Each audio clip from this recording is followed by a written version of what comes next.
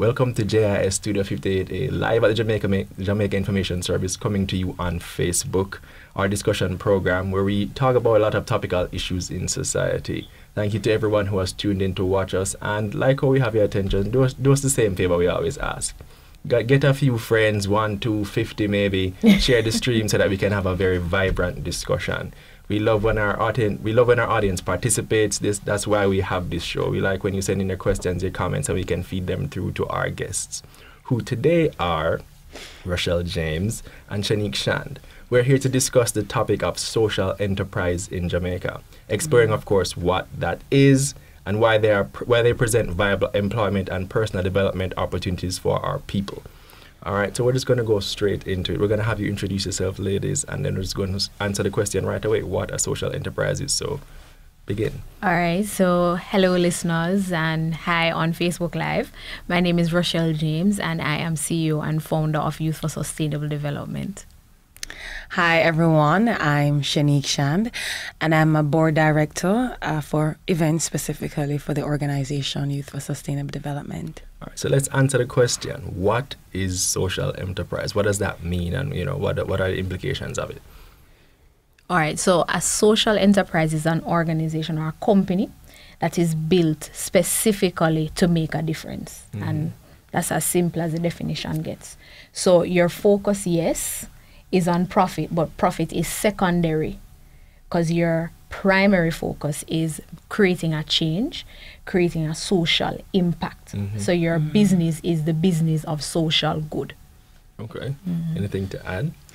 Yes, I'd like to add that, well, she did say change, but specifically social change. Mm-hmm. There are lots of social ills, social things happening in society, and any business that is geared towards improving the quality of lives of people in that capacity is considered a social enterprise. All right. So tell us about Youth for Sustainable Development, its objectives and its accomplishment in that regard. So Youth for Sustainable Development was established in 2015, back when I was a youth ambassador. And the objective of the organization, which still reigns true today, is to encourage youth to see themselves as partners in sustainable development. Mm-hmm. We have our Vision 2030, National Development Plan, right. And we also have the Sustainable Development Goals. Mm-hmm. And what you find is that most times when you mention it to anyone, they can probably recite a tagline or two, but they don't feel connected to it. Right. So who is doing anything about Vision 2030? Well, the government is doing something, JIS is doing something, but where does my ownership begin? Mm-hmm. And one of the main areas of focus for our organization is to show persons that for us to achieve the Sustainable Development Goals, for us to achieve Vision 2030, we must first take ownership of those goals and take responsibility for them. Targeted actions like social enterprise can help us to achieve it. That's fascinating. And how did you parlay that feeling into formulating this organization that you can actually get that kind of job done? Mm-hmm. Well, I'll allow Shanique to talk about our conference because that was the main thing. Okay. And we just ended our conference a couple of weeks ago. Yes, so we did host our very first conference at the University of Technology, Jamaica, on July 26 to 27. It was really amazing. We had some really dynamic speakers. One of our speakers came from overseas, Josh, and he basically told us how to package our story to tell the world and how to present ourselves, because we all have a story. We all have something to contribute to society. And, Rochelle Cameron was there. So many, like the list goes on. But we take pleasure in organizing an event that brings young people together who are the drivers of change. And we want to encourage young people to see themselves as partners in this thing. So we are on a mission to make Jamaica a better perhaps place. It would be good if you, for persons that gets following, if you could name a few examples of sustainable enterprises in Jamaica that you guys maybe work with or brought under your umbrella to help fuel the growth that we want for Jamaica. Can you list a few that person can maybe Google or go on Instagram, Facebook and check out? All right, so our main partner for the conference and for a number of other activities that we have geared around social enterprise is SEBI. and that is a part of the JN Foundation, Social Enterprise Boost Initiative. And we also had at the conference, so we had a panel that was focused on social enterprises that actually work, like them try it, and them are the good business. Right. So we had Defcan Coffee. And if you know anything about Defcan Coffee, I think Defcan Coffee is probably the best. Well, we have some very good examples, but I just love coffee. I love Defcan Coffee, so it's my favorite. they are doing great work, so I mean, there's nothing like to shout them out. Excellent work. And that is a relatable example, simply because they take social enterprise from start to finish. The coffee is planted and ground by persons who are deaf. At their coffee shop. The facility was built by persons who are deaf, persons from the deaf community. When you go in there and you're looking for people who working in there, persons who are deaf. Right, so from start to finish, it addresses this whole issue of empowerment. And it doesn't just say, okay, I'm going to go to Defcan Coffee and I'm going to buy some coffee. Or something. No, you can actually pay to have a sip and sign experience where they tell you about their story and also show you how they do what they do, so that you understand what it means to empower persons from the deaf community. Now, what drew you in particular, both of you, to this? I mean, I would imagine that as young Jamaicans who really want to see this Vision 2030 dream realized, that anyone should have that kind of disposition, but unfortunately it's not as common as we would like. So what in particular drew you, both of you, to making this kind of impact for the country? Well, I believe God created us for a purpose, and a part of that purpose is to be stewards of what He has given to us, of our people, or of our country. And if we sit back and just make things happen, we just have no part to play. So we have to be proactive, have our say, make our voice be heard, put our hands into whatever it is we want to get done, because we are the change we want to see. Exactly. And it comes from just a personal desire to see change happen, and to see young people who are influential, who have the knowledge, the capacity to do more. And I see myself as one such person, and I want to develop others. I want to, a call of action to ensure other persons join in. All right, and how about you? For me, it goes exactly what Shanique says, a little bit further. I think we need to get to a space where we understand that our government facilitates development. But as citizens, we are drivers of development. We can't look to government to solve every single problem. Exactly. Then when are they actually going to do the work of governing the country? So for me, my story, or my relationship and love affair with development, national development, started way back when, not to get too sad, but when my grandmother passed away, somebody asked me, I remember listening to her eulogy, and it was just like, it never mentioned what degree she got or what school she went to. It was just talking about how many persons she helped, or how she helped to develop her community and the lives she touched, the people she impacted. And somebody asked me, I was focusing so much on getting additional qualifications, and person said to me, are you writing your resume or your eulogy? And I thought about it. Yes, the life I'm living, I should be writing my eulogy. I should be doing more than just going to work in the morning and clocking out at 5 o'clock. Exactly. There should be more that we're doing. And that's a big part of our organization, to show youth and young professionals that you don't need to be a part at university on the guild or some other club to contribute. But after you leave there and you're working, you're in your 8 to 5, then you can still contribute to national development. You just need to make some conscious decisions on how to do that. Well, I'm going to say I'm glad to have you both in studio, largely because we get to see faces that don't look necessarily young, who come to this kind of realization early, so that they can appreciate that they too can make the kind of impact that they want to see their country become. It's not just the politicians in Garden House, it's us.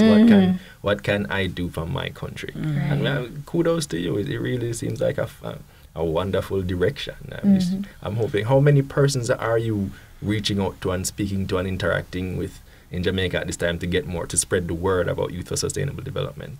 So the conference, specifically, since it's just recent, we had approximately 130 persons attending, and our organization itself is quite small. We have 20 members, and we continue to look for new members.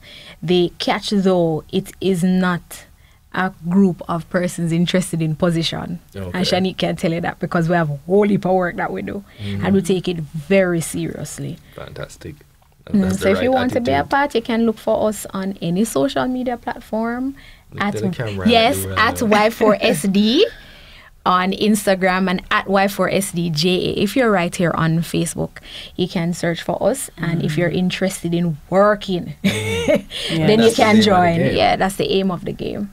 All right. Now, well, it's all well and good to make a difference, but can you pay the bills? That's the question. I mean, you've listed these examples, but how does one, marry the ability to run a successful business while at the same time making that social impact? How do you, sell persons on the possibility that this can actually happen for them? You want to take one? Well, for anything to get off the ground, like any idea, you need partners, you need sponsors. So we want to thank our sponsors who definitely came on board for the conference and ensure that we had a successful event. It would not have been possible without them. And so we give thanks for those who see the vision, who are already in the business of developing social entrepreneurs in Jamaica and the world. But it can go so far no more. But we know that as we begin to raise further awareness, greater awareness about the impact of social enterprises in Jamaica, people will see the necessity to fund, to give sponsorship, and government organization and agencies will come on board. But, as we mentioned initially, it's not about the profit. Like, that's not really the main thing. The main thing is social change, but of course we need money to carry on the business that we're doing, or the good that we seek to do. So it's basically just doing good and hoping and praying, because we know our Heavenly Father, He has everything in store for us. So He will put it on the hearts of people to sow into whatever we're doing. We're here talking with Rochelle James and Shanique Shand. We're talking about the business of social enterprise and how they present viable employment and personal development opportunities for not just our youth, but our people of Jamaica. So if you have questions, anything you want to know about the topic, don't be afraid. Send in your comments, send in your questions. We have them right here. Let's take advantage of them so they can answer all your questions. Now, ladies, what are some of the guiding principles that you preach to others when sharing about the concept of social enterprise and how they can get involved? I see you on your Instagram pictures with boxes which have some ideas and some principles on them. Share a few of them with me. Share a few of the key ones with me so that person can appreciate. All right. So when you are starting your social enterprise, you have to what we encourage is that first you decide on which sustainable development goal are you going to focus on, or are you going to impact? Because that creates a sustainability of what you're doing.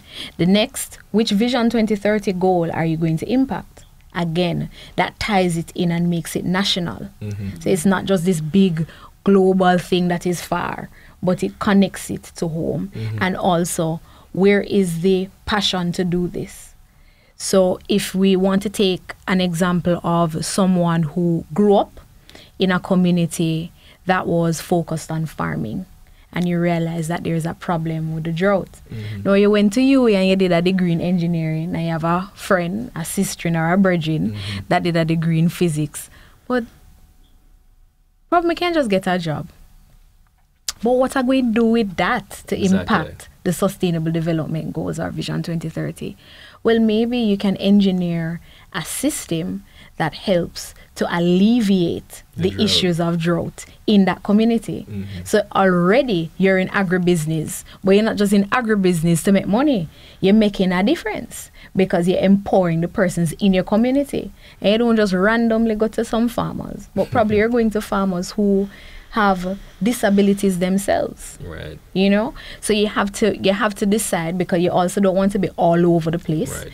And you also have to ensure that just like any other business, your business plan is sound and it can sustain itself. And it's so targeted, so yeah, you're man. not doing, you're not trying to save the world like Captain Planet or something like that. Yes, you can try, but eventually, you're going to learn that. Listen, if I just take it in small chunks and bite-sized pieces, a lot of organizations now are very open to social enterprise and they're very willing to help you, but the catch and the trick is ensuring that what you're doing is targeted.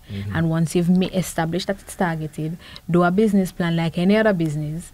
You've done your business plan, seek funding or try and of course, financing is a big part of any financing.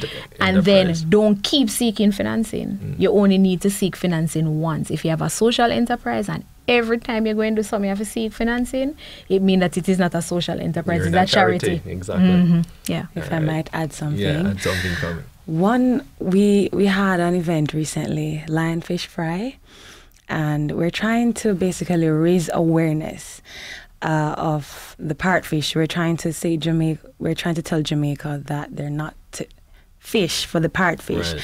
And so the lionfish fries, basically, we substituted the lionfish with parrotfish and we sold that to persons. And that basically is in relation to the goal, life below water. Parrotfishes are integral to the ecosystem, the marine life. They make sand. Right. And we're trying to, because we have a lot of that happening now, erosion. Right. You know, recently I saw an article where there are some issues, I think, in Helsha. Yes. Same place where we had the fish fry. Exactly. Okay. And so we're trying to tell Jamaica that, you know, not necessarily stop eating it, but eat mature ones, because when you fish them small, they're the ones who actually create the sand. And so we're trying to raise awareness. The lionfish, they're invasive species.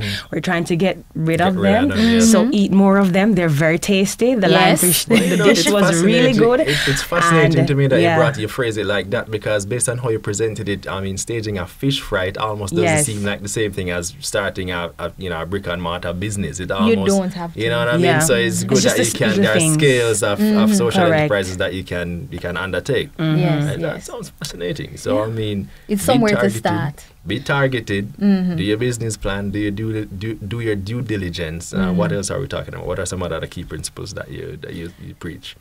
Partnership. So Shanique mentioned about building your network and telling your story, sharing your story. You see, if you one alone crying in a corner, nobody not really hear you. But if 10 of you alone crying in a corner, everyone hears. So you need to build support. And sometimes what kills initiatives that are trying to drive social change is that everybody is doing their own little thing. But they don't in their own little corner, but we don't look at the synergies between what you're doing over there and what I'm doing, and how can we partner to make it a bigger initiative and have bigger impact, because there are synergies. There are a lot of programs talking about feeding the hungry and the homeless. You understand? Imagine what would happen if they combine their efforts. Exactly. So the other one would be look for opportunities to combine your efforts. It doesn't mean that you have to sacrifice what your principles are, but there can be a meeting of the minds. We tend sometimes to be separatist in our thinking, because I want to change the world myself. I want to individualistic. But you can still change the world by yourself. It's just that it's a very small world. So look for synergies and opportunities to connect with others, and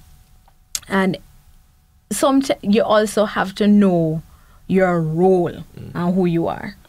Because to start an initiative like this, you have to decide, well, really, I want to make money, you know. So probably my focus needs to be making money, and the social enterprise part of it, the social good, is secondary. Be honest with yourself. And there's nothing wrong with going into business to make money and also making an impact. Right. Ain't nothing wrong with that. But at the same time, too, another thing you have to consider is in taking this route, what is my role in the company? if you're not good with numbers, Leave it alone. Leave it alone. Try and partner with somebody who is good with the numbers. You know, if you're shy, you're more reserved, and you are better at tinkering in the background, but you don't want to do the networking. Because networking is a big part of any kind of business. If you don't want to do the networking, find somebody who's a strong networker and pair with them. Partner with them so that they can help you to build your brand. All right. So how easy is it to help people to make that connection, that leap in their mind that they can have a sustainable aspect of their, for-profit business? I mean, I think that's the biggest, challenge I would imagine you have to overcome, because you have to get persons to appreciate the mindset first of all, that you can actually, most of us probably love our country and want to see the country rise, but we just feel like we have to become millionaires first before we're able to actually then say, oh, we have a little charitable arm or a little foundation, or we do some back to school treats and we do this and that and whatever. How do you get persons to move that alongside the vision to make money and actually have that nice life that they want? How do you get that happen? How do you sit with me and say, like, Vaughn, this is how you can do it, Vaughn, this is how you can have both. Sell me, so I can decide, say, you know what, I'm not going to run my business just straight for profit alone. I'm gonna have a social element as well. The first thing I'd ask you is what you want to do. And if you said, for example, you wanted to sell lumber, I don't know if you or many of your viewers have watched the Dr. Seuss show, the TV show, The Lorax. Yeah, All right, prime example. So come and he met these things named the Sneeds by cutting down the trees. So what I would do is say to you, okay, if you cut down all the trees, what next? Your business eventually going non-existent. So nothing is wrong if you want to sell lumber, but if for every tree you cut down, you plant 5 more, that means that you're putting your business into the future for 5 more futures, 5 more years. So investing in the environment, it makes sense. Investing in your business. So if I have a restaurant down by Hillshaw and I realize that the parrotfish not making any sand anymore because no parrotfish not in the water, the next time a fisherman come to sell me a parrotfish, I'm going to say to him, throw it back. I don't want to buy it because I need to ensure that there is sand here, or my shop, my restaurant going gone in the water. Exactly. So it's the same concept. So if we continue to focus on taking care of our environment, because our environment will eventually take care of us, then the connection is easy to make. Because you have good examples out there. All right, Shanique, I want to bring you in. Give me your feedback. How would you sell me? How would you sell a youngster who comes and says, boy, I miss money, I might think, something I really know about that social enterprise. Money first, social second. What would you say?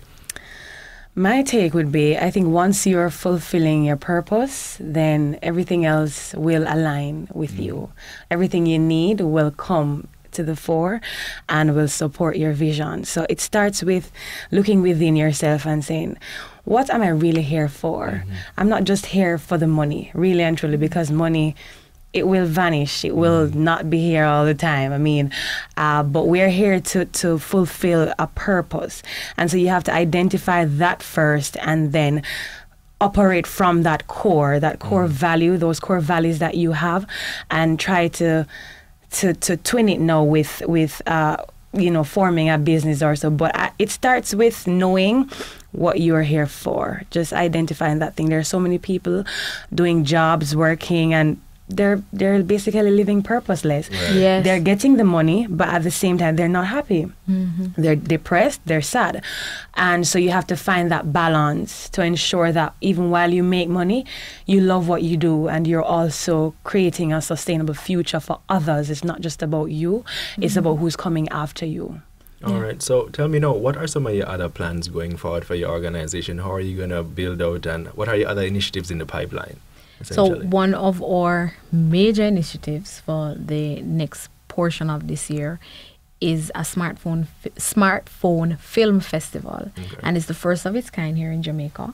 And what we're trying to do is to encourage the telling and retelling of positive Jamaican stories. We want stories that show the struggle of persons in social enterprise.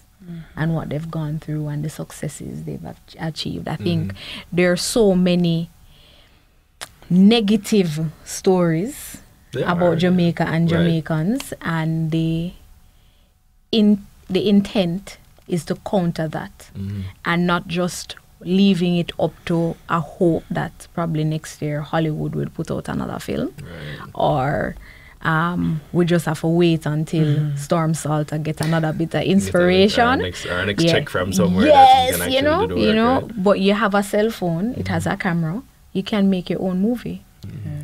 Also, you're going to be encouraging youngsters or creating a platform for them to share their own created films and movies and things like that. And the winner of that competition gets the opportunity to travel to Toronto, to the Toronto Smartphone Film Festival. Tongue twister there. Sounds amazing. Next year. Yes. Sounds amazing. All right. And I guess I want to know what are some of your ways, or how do you meet? Where do you meet? What do you do? So if persons are seeing this and they might, okay, I like this. Where can I meet you guys, or be at the next meeting, or get involved with the next initiative? What do they, where are you? Are you physical? Are you online? Or what's going on? We are online, and if you are interested in joining our family, you can reach out to us at 876-997-3876 and call us, text, WhatsApp. You can also leave a message on any of our social media platforms: Facebook, Twitter, Instagram, Y4SD, at Y4SDJA. All right. I want to bring you in also, Shanique. I want you to share for me again, what's been the best part of this experience for you since starting? Yes. What has been the most rewarding experience for you, just being able to be on this social enterprise drive personally for you? The most rewarding part of it would be serving my people. I think I have a responsibility to give back. As I mentioned before, life is not just about you and what you can accomplish. It's about developing other people, other leaders to create change. If it stops with you, then who's going to come next? We won't have a sustainable future. You need succession planning. And so the best part, I also glean from it because I'm also developing personally. I've learned a lot, even at the conference, the information that was shared that was new or already familiar, but it really has been, helping me to grow more and to find to really pinpoint my responsibility in this thing. But I really love giving back. I really love to ensure that persons are aware of why they're here on earth. I'm big on purpose, because there was once a time in my life I didn't know why I was here. But I truly have gone through a process of transformation and growth and just knowing who I am and what I'm here to do. And so even while I grow into myself, I'm helping others to grow into themselves. So that's a big part of it for me. Rochelle, your turn. Hearing the stories of others, I think that is the most impactful part of all of this, because you get to hear stories of triumph, stories of victory, stories of stress. but comes with the territory. Yeah, that comes with the territory, part of and the it makes you feel like, wow, this is not so far-fetched. Like, our people can do this. There's a feeling of pride that comes with it. You might, and you don't get that same feeling when you probably flick through a story on Instagram. Right. And you don't get that same feeling if you watch a video on YouTube. You get that feeling when you're sitting down and sharing the space with somebody who is a human superhero. And I tell you, funny enough that you mentioned that, because I personally believe that anybody who's out there doing it big, running your own enterprise, we know it's not easy. We know it's not a cakewalk. Yes. From you're persevering and you do it, you're my superhero. Yes. Because it's not easy at all. Getting up when you know you have low products, low sales, all of that, but you decide, you know what, hell or high water, I'll just go and continue with this business effort. You're a real superhero, in my opinion. Anyway. I don't feel like I asked you both, but what are some of the focus areas? Because you said you have to be targeted in here. What are some of the focus areas for your organization? What are the areas that you focus on? So it sounds like climate change is one of them, but what are the other ones? So we focus on environmental protection, economic development, and social well-being. Yes. Social well-being. So those are our 3 areas of focus, and that's the core of what we do. So all our projects and initiatives are centered around that. So our work with social entrepreneurship is focused on economic development, and we mentioned our work with the Parrotfish campaign, and that is on environmental protection. All right, well, we have a comment online, somebody bigging you up. Grace Ann Sinclair, thank you, Grace Ann, for the comment. Really appreciate. She said, too bad. She says, too bad I live in London and not seeing that with their youth. It's very inspiring, and she loves what you're doing. So big up, kudos to you. Thank you. And, well, I think we're running on a couple of half an hour, so it's time for us to wrap. I really enjoyed having you both. Stories like these of youth making positive contributions to society, working to encourage other youth to make positive contributions to society are what we exist for. This is why the platform really exists. Yes. We really enjoyed having you. Now, thanks to everyone who tuned in to our discussion, especially those of you who sent in questions and comments. And if you didn't get the chance, don't worry, we will be going through afterwards. And if you see a question or a comment, you can send it through to our guests and they can answer it for you. Now, remember, our audience plays a major part in our show. So if there's anyone in particular you want us to have in studio, just let us know, and we'll do our best to get them in studio as soon as possible. Don't forget to follow us on Facebook, Twitter, Instagram, and Jamaica Information Service to see who will be in studio next. I'm going to give you an opportunity to plug your organization on the various social media platforms one more time. Yes, so it's Youth for Sustainable Development, and it's at Y4SD on Instagram and at Y4SDJA on Facebook and on Twitter. And you can reach us at 997-3876. Well, we do this every Thursday live on Facebook. I've been your host, Vaughn Davis, and this has been Studio 58A Live. Thank you again for joining us, and please have a good day.